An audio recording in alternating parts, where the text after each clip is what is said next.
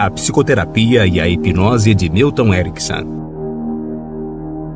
Numa manhã de domingo de 1918, um garoto de 17 anos ardia de febre e se contorcia sentindo dores terríveis.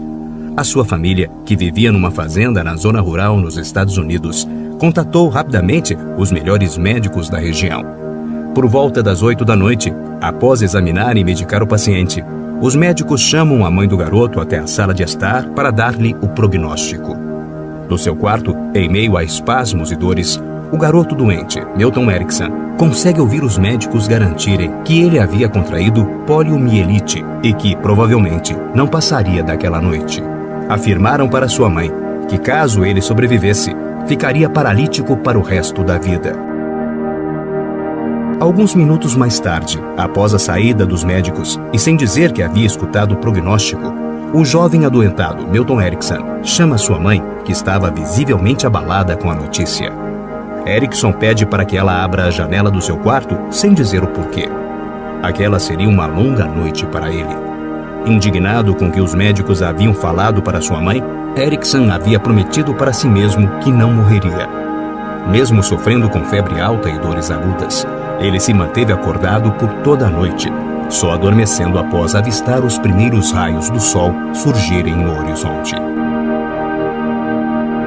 Iniciou assim a longa história de superação pessoal e profissional de Milton Erickson, o jovem acometido pela poliomielite e desenganado pelos médicos, que se convenceu que não apenas viveria, mas reaprenderia a falar e a andar.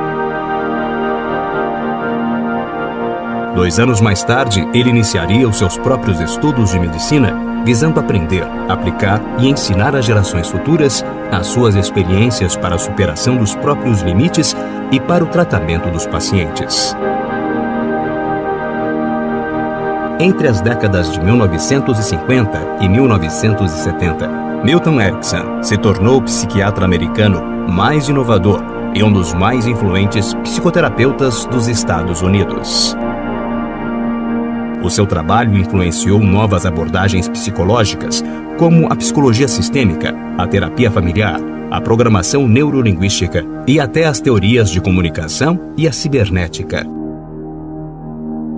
Durante o curso de medicina, Erickson conheceu a técnica psicológica da hipnose, ferramenta que ele usou em si mesmo por toda a vida e que o ajudou a superar as terríveis dores durante as crises subsequentes de pólio. Milton Erickson levou para a terapia uma gama extraordinária de técnicas hipnóticas e para a hipnose uma expansão de ideias que a ampliaram muito além de um ritual de um estilo especial de comunicação. Descontente com as várias vertentes psicológicas que funcionavam fechadas, semelhantes a seitas, Erickson desenvolveu a sua própria terapia, que ficou conhecida como abordagem naturalista. Ele defendia que a cura viria por si mesma, bastando para isso se criar um ambiente psicológico ou contexto propício para ela acontecer. Ele defendia que as pessoas trazem em suas próprias experiências e aprendizagens todos os recursos necessários para superar as dificuldades, embora, na maioria das vezes, elas não tenham consciência disso ou não saibam como utilizar as suas próprias virtudes. A terapia ericksoniana, portanto, é direcionada para a solução dos problemas. Acredita que todo conflito é uma tentativa natural de buscar a cura e a superação. Se entendermos o que o sintoma procura e oferecermos um caminho melhor, mais seguro e sem conflitos, com certeza o paciente vai preferir esse caminho, afirmava Erickson. Ele procurava, assim, entender o que o sintoma queria dizer, pois eles eram mantidos por conflitos subjacentes a situações paradoxais da vida, ou seja, por tentativas de obedecer a ordens contraditórias simultaneamente. Por exemplo, um homem procura terapia para se livrar do álcool. Após a avaliação, observa-se que a bebida libera o paciente de frustrações sexuais com sua esposa.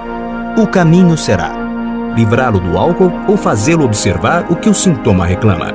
No fundo, a verdadeira necessidade desse paciente era adquirir habilidades de comunicação para facilitar as relações sexuais, diminuir a sua depressão e reduzir o uso de bebidas alcoólicas. O trabalho desenvolvido por Milton Erickson foi tão inovador que as premissas comuns da psiquiatria e da psicologia na época não eram adequadas para descrevê-lo. Panorama geral e atualizado sobre a hipnose. Do ponto de vista científico e experimental, atualmente, a hipnose é considerada a intervenção psicológica com o maior número de trabalhos científicos já realizados. São cerca de 250 mil artigos, projetos e estudos empíricos, relatando resultados positivos em diversas áreas da saúde. O Conselho Federal de Medicina e a Organização Mundial de Saúde recomendam o uso da hipnose como coadjuvante no tratamento de uma grande variedade de doenças físicas e psicossomáticas, bem como um meio de abreviar os tratamentos psicológicos. Ela é a intervenção psicológica de maior efetividade e rápida aplicação para o controle da dor, sendo usada até como anestesia em cirurgias e tratamentos médicos e odontológicos. A hipnose foi o primeiro procedimento comportamental a ser usado na medicina como método de intervenção clínica em 1754, sendo, portanto, a precursora de todas as demais psicoterapias que surgiram quase 150 anos depois. Com ela, se constatou empiricamente a influência dos conflitos comportamentais sobre as disfunções orgânicas.